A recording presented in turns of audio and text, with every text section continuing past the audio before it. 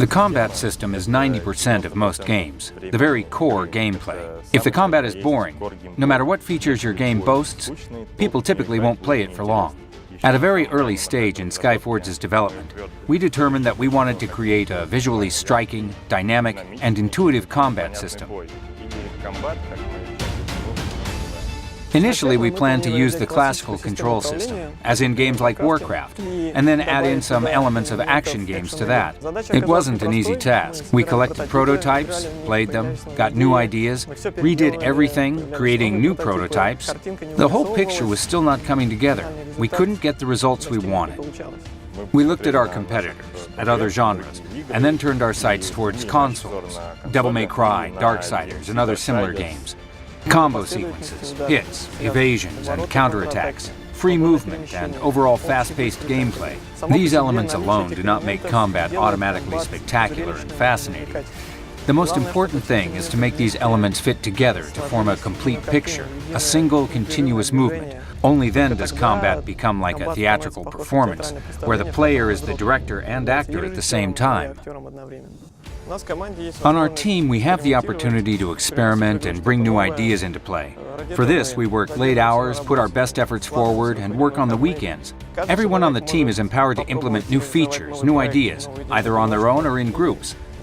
We call these our pet projects, and Skyforge's mouse look system was one of them. Generally speaking, mouse look is the ability to control the camera by moving the mouse. It's a familiar and straightforward concept for many games, such as third-person shooters, but in this case, mouse look is what we call the control system as a whole.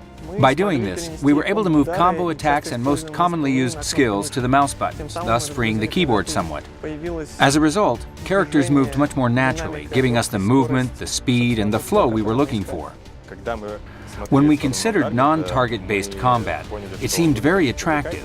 Nevertheless, it did have one serious drawback.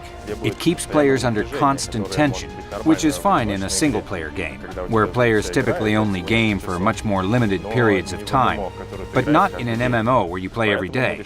So we decided to use the best of both systems.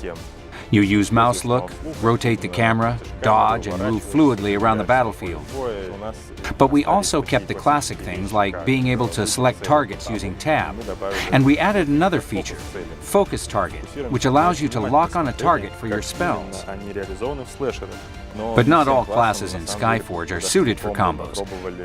When we tried to create combos for ranged classes, it didn't go so well. For these classes, we employed other action features like charged spells. So, for example, with the Archer, you were able to use 8 different spells with just 2 mouse buttons. To make combat interesting, not only do you need to create good classes, but you also have to make sure enemies are more than just sacks of loot. In the end, we settled on a system where we have different types and classes of mobs. Our mobs usually come in packs, and each pack has different classes of mobs. Depending on the pack composition, we might have very different fight outcomes. For example, we have mobs with tons of HP that will crowd the player, interfering with their ability to fight. There are also monsters that are fragile, but able to cast insanely powerful spells. There is also another type of mob. These will require players to react to the creature's actions.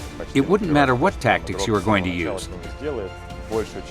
Many of the powerful enemy attacks in Skyforge can be evaded.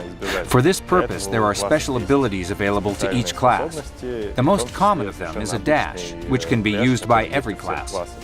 However, enemies in Skyforge also have auto attacks. These deal guaranteed damage and cannot be evaded by dash. You're able to negate them by using certain class abilities and mechanics, but you will not be able to escape the attack. In classic MMO, there are a lot of interfaces that the player must interact with. We wanted to make the interface simple and minimalistic, so that the player could, above all, see the world around them and feel the combat. And we feel as though we managed to do that, because we want the combat to be the focal point of our game, not the interface. All of our iterations we performed to find our way for dynamic combat were tested in our UX lab.